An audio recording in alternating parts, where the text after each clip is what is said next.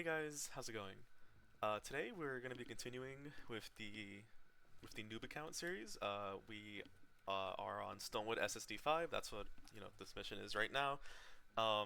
Last video we did SSD 4, and it went pretty well. Like honestly, we got use out of all of our tunnels in that SSD, and I was pretty satisfied with the results.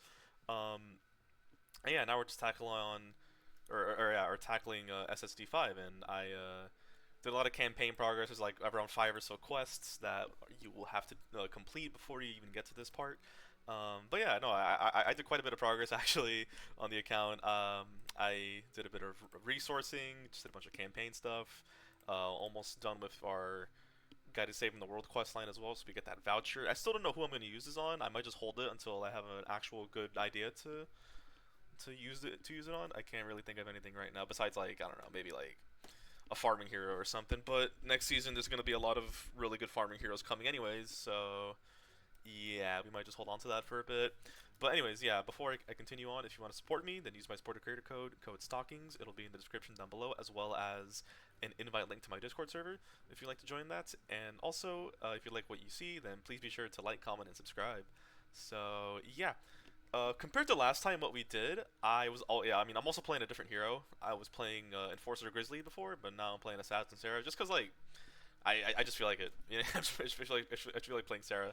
Um, in these lower level Storm Shields, I can get away with playing stuff like Sarah and or Outlanders or ninjas and stuff, or even soldiers because the husks really aren't too threatening and stuff. So yeah, I think it just makes it a bit more interesting if I play a wide assortment of heroes instead of just only playing base Kyle from to Twine Peaks. You know what I mean? So yeah. But anyways, the work we did on the SSD from last time is we set up amplifier A over here. We set up those tunnels over there, just a bunch of spikes, gas, and wall darts. Same with over here. And an SSD 5, literally the next SSD, they want you to set up another amplifier. So I set my one up right here. And setting up amplifier B over here is actually pretty cool because it makes it so that home base, this storm shield that I'm standing on right now, can only be attacked from the eastern angle. So obviously it's important to have a good reinforced defense over here for this angle. I actually added some stuff too from last time because I can shift my focus a bit more to dedicating stuff to this angle from now on. Only this angle too. So yeah, so we added some wall darts here and some wooden floor spikes. I also made sure to level them up to the max level that they can be right now, which is 15 for being green and 1 star. Put some wall darts here, and some other wall darts here. Oh, actually, I gotta actually, hold on. Now that I'm talking about this, I gotta replace these. I didn't even. Yeah, actually, you know what? It's fine that we're doing this because I actually had to replace the ones by A as well. I didn't replace those. But yeah, it's good that we're doing this now because I can just replace it. I also added a gas trap here as well. Just because it's what I got. The gas is also just really strong at this level, to be honest. Even at like literally 1 star. Same with the wall darts. So yeah, we'll talk about amplifier B in just a minute. Honestly, this is fine. I'm not gonna stress over that really. But yeah, I can actually make a couple wall darts. I did a bit of resourcing, so I'm not gonna be too stingy with my resources, especially because I'm probably intend on just like not even uh, coming back here, and maybe until like I finish like the campaign and stuff for like SSD like 10 or whatever. Unless I really want that hero loadout, because you actually do get a hero loadout when you complete the stage 10 SSDs for every biome, so like Twine, Plankerton, Caney Valley, Stonewood, and stuff. But yeah, that's honestly all I'm gonna do there. I'll just tough it out. Maybe I'll replace it before SSD 6 and stuff as well. But anyways, yeah. So we have this tunnel here on amplifier B. This amplifier is a bit annoying, actually, because there's just so many angles they can come from. As you can see here, we have 3 angles they can come from. Kind of like how home base was, but now it's over here. Um, so they can come from here from the east. The east is always going to be a spawn that's going to happen um, because there's no amplifier that we can put here to like cancel the spawn out or whatever. So they usually spawn like over here, like in this general area where like this rock formation is at, and most of them can either go through that tunnel that I set up there. They can climb up that slope, which I put a block off floor where I put a block off for, or they can just come straight through here as well, where I set up this tunnel, just a bunch of spikes, darts, and gas traps as well. But sometimes they can also like go up and about like this direction, like go up here, climb up this, and I can't put any stuff there to like block them off at the moment because you know it won't let me. I put this here though. I was able to put something here. It allowed me to build there, so we got that at least. Um, but yeah, sometimes they might wrap around, and I just put a bunch of like stone walls here so I can like funnel them in to go into the tunnel over here. And then on the southern side here, they also have a fair bit of angles they can come from as well. They can come up from here, which I put a block off here for. They can come over here, which I had to put stuff here because it's like these little ledges or whatever. So we just kind of did something very similar to what I did with Amplifier A over there, where I just put I put a ramp here and gas, darts, and spikes.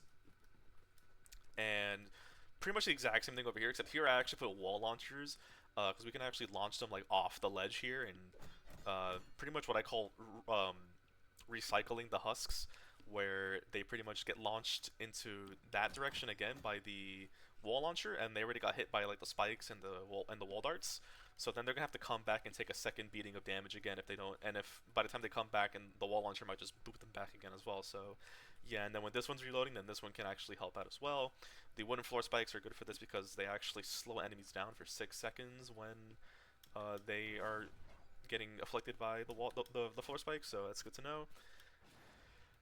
So yeah, that's these tunnels. And lastly, oh wait, also sometimes they also the husks down here might go up like that ledge over there and go up and around to attack over here. So I put like a little wall there for that. I don't know if that's gonna work, but it's not really gonna matter too much right now, I don't think. But we can put a block off there once I can get access to like the entire storm shield, you know. So yeah. And lastly, we have over here on the western side, once again, very similar thing. We have these ledges here, so I just, and I know it was actually a natural terrain. I could have maybe put a block off here, but I didn't want to cheese it too hard, so we just put some gas, some spikes, and some darts, like as per usual. And same thing over here on this side, pretty much the exact same thing as over here, where, you know, it's natural ledges, so I had to just like put some gas, spikes, and darts. And yeah, that's pretty much all the setup. And I just think we're ready to start. Oh, you also have noticed that I really haven't upgraded anything, just because I really haven't felt the need to. If you really want, you can upgrade like the metal around your actual storm shield, but with the way how I'm trapping and the way how I'm intending to play this out, I don't really see. I don't really see like. I don't find it necessary to upgrade the metal right now at the moment to tier 2. I also brought the supply drop. I got the supply drop from just leveling up my commander level and doing campaign quests, so we can actually just get some free resources while we actually do our storm shield defense, which is always appreciated. Matter of fact, I can even store like a couple hundred like wood and stuff in here. Oh, the Taker. Okay, so the Taker, I actually love these cutscenes, man. I actually miss them so much. But the Taker is a pretty annoying miss monster. It's yeah. So last SSD we actually talked about the miss monsters a bit because they're a smasher spawned, and the Taker also falls into the category of miss monster. And what the Taker does, it's actually programmed to not even go after the objective. It's more so programmed to attack you as the player. And they have this thing where they actually like jump into the air a little bit, and then they just start like just running at you. There's even a little description there on the Taker intro where it says dive bomb, and yeah, that's pretty much their entire strategy is to just dive bomb the player and catch you off guard. They can also go through structures like the stuff that we build, or even just like natural terrain on the map, because they can actually summon a portal to like phase them through terrain and structures. So keep that in mind as well. If they do hit you with their dive bomb attack, it does do a lot of damage, especially in like high power level zones. Like in the 160s, yeah, that thing obliterates if you're not careful. But they're usually pretty loud, and it's kind of obvious to know when you're getting targeted by them, so I wouldn't stress over it too hard. And yeah, so The wave's almost done here. I'm actually surprised none of them are coming to this tunnel that I built. They're all getting funneled towards the tunnel that I set up there, which is odd because some of them were getting through this tunnel in the last SSD. I think it just yeah. This guy is coming after me now. Yeah. So this is another thing too. It really just depends on where you're standing. Where you're standing actually has a big influence on the pathing of the husks. So because I'm standing like literally right here, especially like there's more of the amplifier being exposed over here, then it's going to incline the husks to actually come to my direction more than they will coming over there. So yeah, that was wave 1. It was pretty simple 2-minute defense. But same amplifier is getting attacked here from the west. In the west, I already showed you guys what I have set up here. Oh yeah, I also put a block off there as well because when I was standing over here, they actually were coming up the ramp here. And I actually got to leave here before my defender can potentially grief the pathing there as well. So we're just gonna kind of just stand. Where the hell did she go? Like, dude, I hope they fix the defender system, man. But anyways, okay, here she is. Cool. But yeah, we have a supply drop here. We can just get a nice batch of materials for free. Really nice. The supply drop got really buffed in the previous update, where it got like more than half its cooldown shaved off. It's kind of crazy. But yeah, this is actually a kill wave. Kill waves are honestly pretty sought out after in SSDs, just because they usually take a lot less time to complete. Because it's usually easier to kill a bunch of husks in less than the amount of time that it actually takes to defend like a 2-minute wave or a 3-minute wave of them. But I'm kind of just letting my traps do the work to show you guys like the power of trapping. Trapping is really important in Save the World, especially in your storm shields. You pretty much, there's plenty of guides out there nowadays about setting up traps for your storm shields, setting up traps for your endurance. For once you complete all 10 storm shields, you can do your endurance and stuff. I was never much of an endurance player. I did STONEWOOD endurance like years ago, and I never even bothered with Plankerton, Candy, or let alone Twine. But maybe one day I will. Who knows? But I'm kind of just doing things my own way. I'm not really looking at any guides or anything. Only thing I'm looking at is like a reference chart for spawns, so that I actually know where stuff's coming from. But everything that I'm building here, I'm doing it on my own, out of my brain, and stuff. So if you guys want to copy what I do, if you're a new player at this zone, or maybe a player that's on an alt account that wants to experience the journey again from starting from the bottom again, then feel free to copy what I do. I don't mind. But yeah, so now we have Amplifier B to worry about. Amplifier B from the west over here. Yeah, that's pretty good. Amplifier B. This should be a nice, easy defense as well. I think the defense I have up here is pretty straightforward, but also pretty efficient. So yeah, we will see what happens. Supplies are coming in another minutes. I kind of wanted to get attacked from the east or the south, to be honest, because I think we're going to be putting our next amplifier down there as well. So that spawn is going to get rid of, yeah, it's going to get rid of this spawn to attack from this side. It's also going to get rid of the spawn, or the spawn over there on amplifier A. But yeah, 3-minute defense. Here we go. But yeah, so yeah, I also wanted to get attacked from E over here, or from the east, because this is like a permanent spawn. Like the spawn will always be here no matter what we do. Whereas, if I put an amplifier there, then it's gonna get rid of this one. But yeah, I also upgraded. I think I mentioned this in the intro, where I upgraded my traps to their max power level at the moment, that I can get them, which is 15 for green stuff. And yeah, it does a pretty good job at taking care of these ones. I noticed that the husk over here were actually getting a bit more further because I didn't actually fully replace them. The traps with higher power level traps. So yeah, just be sure to do that if you're like really cautious about it. Another thing too is traps, when you break them in your, well, first of all, if you actually just like don't start a mission or don't start a defense, you can actually just break stuff in your storm shield instantly, and then get all the materials back. Like I have a bunch of traps and metal set up here, and I just one-tap all of them, and you get all the resources back. So it's a 1-to-1 ratio.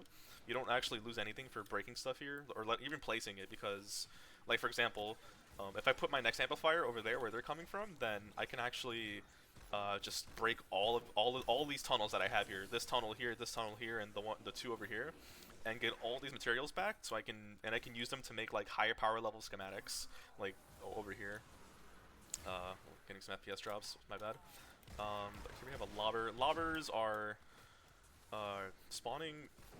Usually only like a handful of lobbers have been spawning in these waves. It was the same thing in the last SSD where like not really many lobbers spawn, but lobbers are really important to take care of because they are ranged attackers.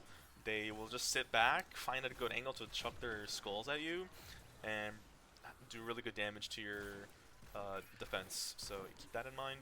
They are a priority target for sure. Um, yeah, we have less than a minute here of this defense.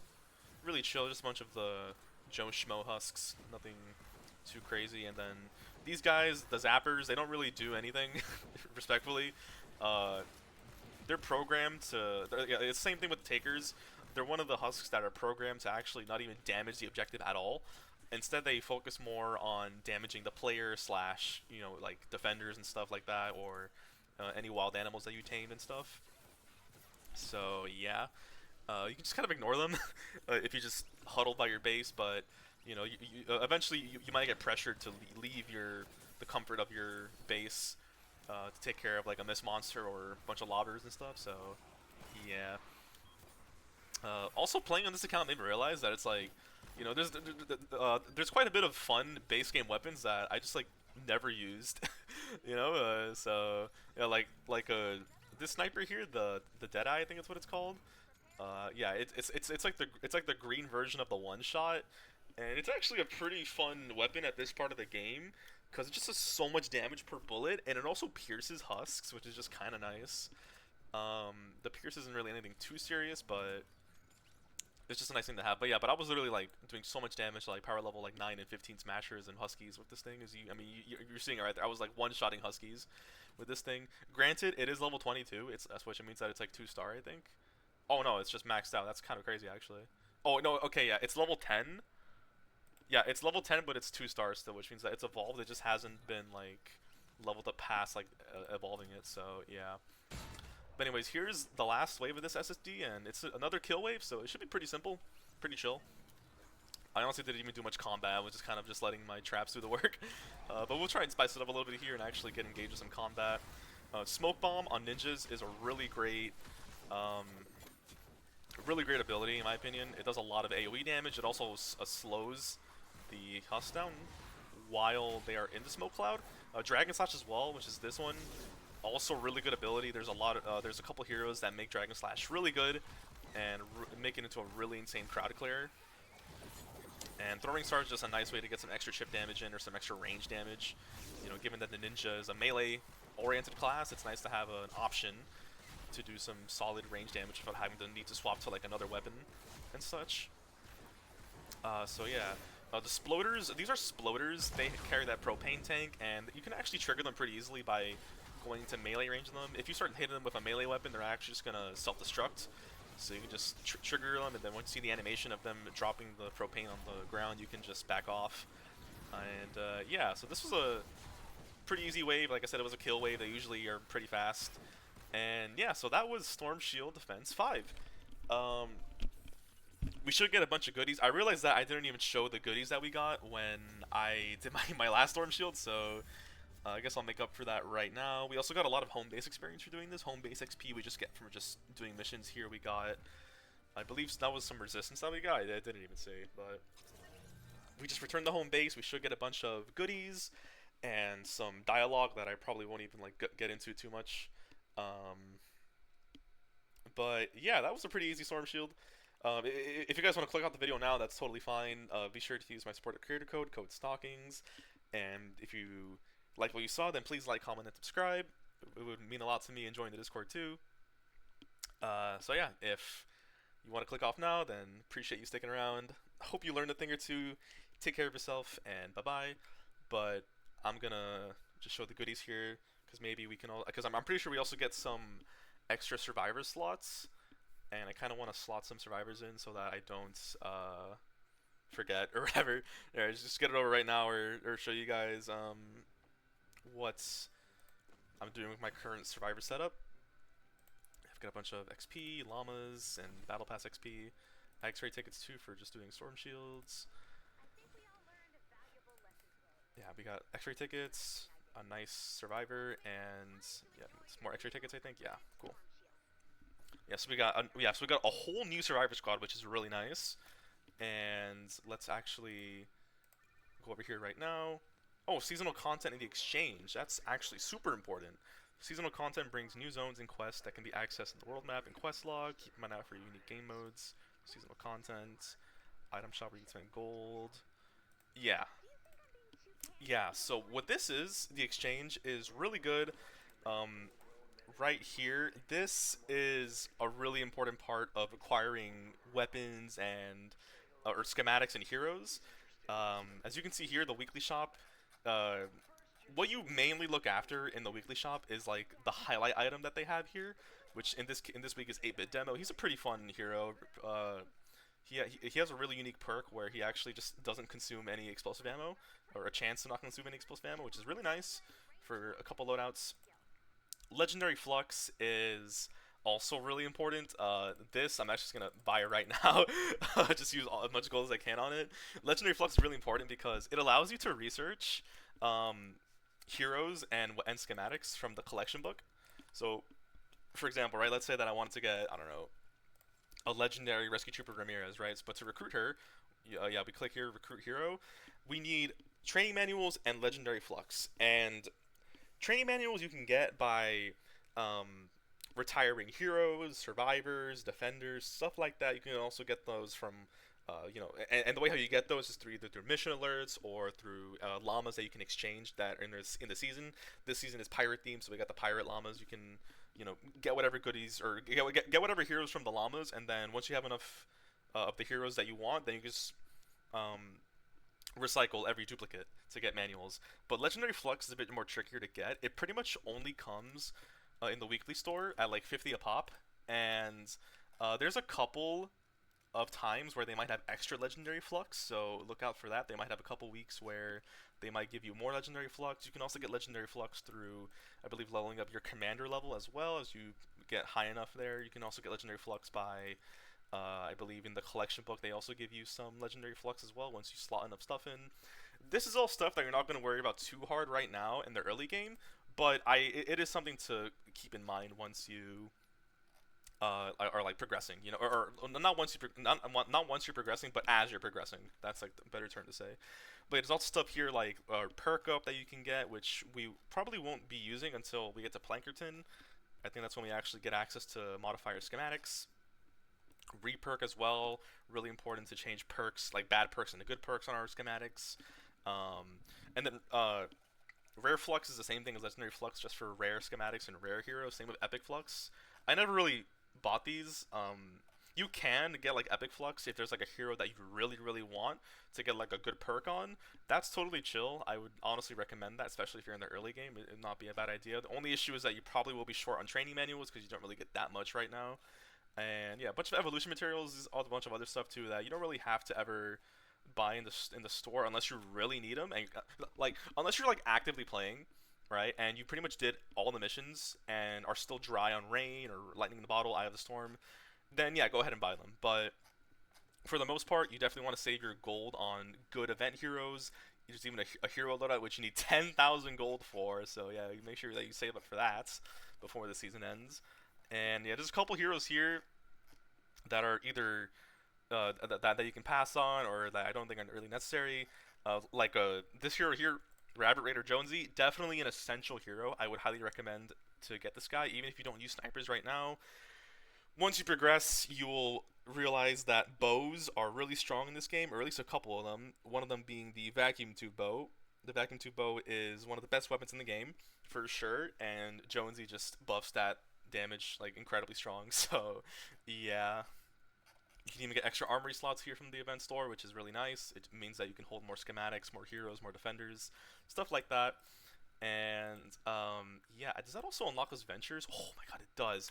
So, okay, this is going on too long. I am probably going to end the video after I look at my survivors, but ventures and the event game mode are really important. I will talk about these at a later date, later video, because there's so much I can talk about them. So, yeah, let me just finish off things by showing my survivor squad. This is what we got right now. The only matching lead I have right now is this cooperative one. So we have a good bit of stuff here. This guy doesn't even match the actual like thing. So yeah, do I have an EMT? I don't even have an EMT person here, but it's fine. Like as long as we have stuff to put in here, it's okay. Also, I just saw that we have a cooperative survivor there, so we can put her in there. So yeah, the bottom line is for survivor squads, matching lead or a lead survivor that matches the I guess profession slash career that they're in. So in this case, the scouting party. So we need an explorer here, and depending on the personality of that lead, then you want to match the other survivors in here with that personality. So because we have a cooperative one, we want to make sure that all of our squads here, or all of our survivors here, are cooperative as well. We have this guy here just because like I just have him here. Like it's better to have at least it's better to have something slotted here than not have anything at all, you know. So it's kind of like the same thing here. I didn't really have any good analytical ones. As you can see here, I have like a green one, but the ones that are blue still get more power level. So yeah. Okay, this gray one actually gives the same amount of power as the blue one, so we'll put one there, another one here, another one here, and yeah, that's my squad. So that's power level 9, really nice, and yeah, that'll be all. That'll be all. Thanks for watching, guys. Appreciate if you stuck around this long, just me yapping and explaining stuff. Hope you guys enjoyed the storm shield defense. I'll see you guys later. Take care of yourselves, and bye bye.